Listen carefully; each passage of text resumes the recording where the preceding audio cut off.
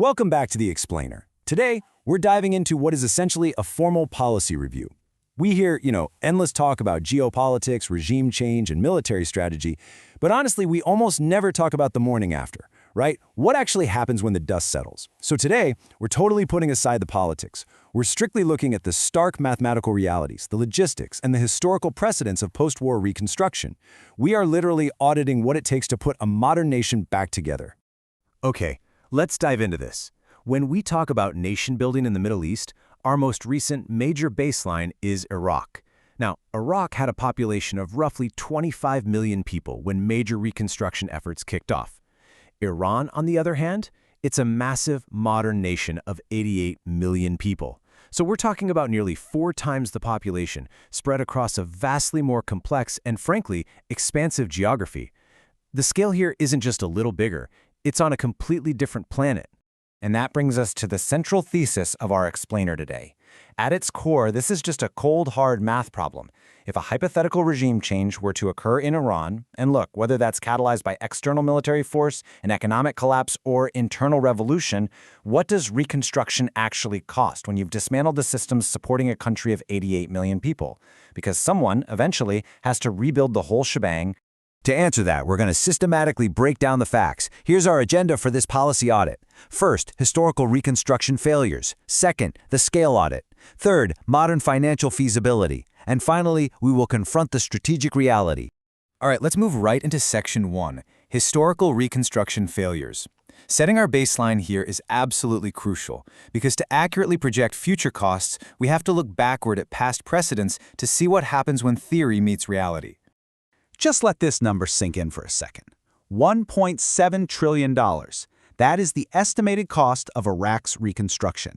And the real kicker here? Even after 2 decades and massive international involvement, that reconstruction remains glaringly incomplete. The U.S. effectively broke the system in Iraq and spent 20 years struggling and largely failing to fix it. And remember, that is the baseline cost for a nation of just 25 million people. And this brilliantly illustrates the sheer mind-boggling scale of the problem we're analyzing today. Consider the Marshall Plan, famously used to rebuild Europe after World War II, right? That cost roughly $170 billion in today's inflation-adjusted dollars. Iraq, as we just saw, cost $1.7 trillion.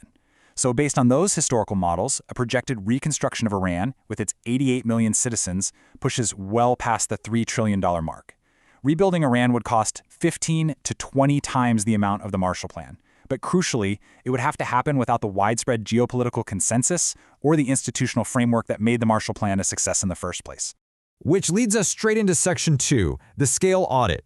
We need to move past the abstract numbers and systematically break down what this hypothetical damage actually looks like on the ground.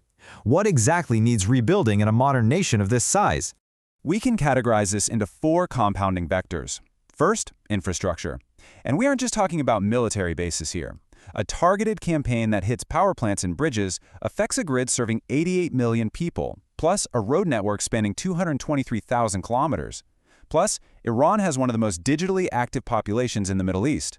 Knocking out telecommunications, that creates instant societal paralysis.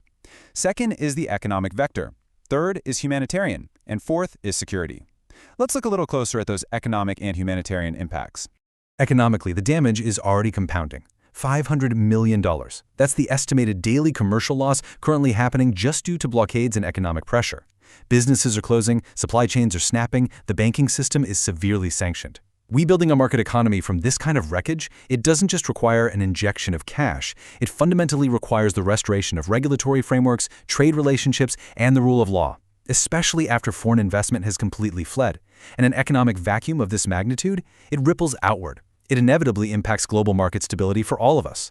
Then we have the staggering humanitarian and security needs. The data shows over 3,000 civilian casualties already, with hospitals operating without critical supplies and facing severe medicine shortages.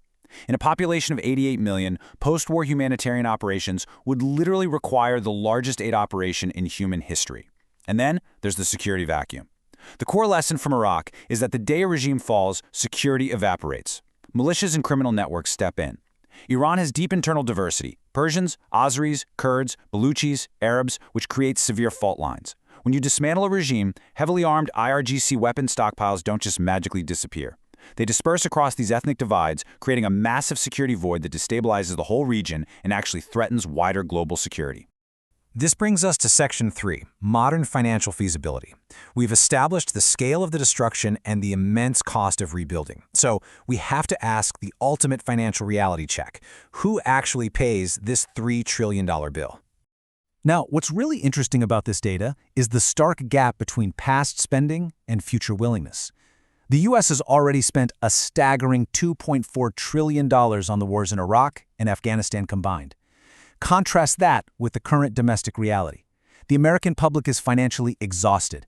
There is effectively zero political or public appetite in the United States to fund a brand new $3 trillion-plus reconstruction project.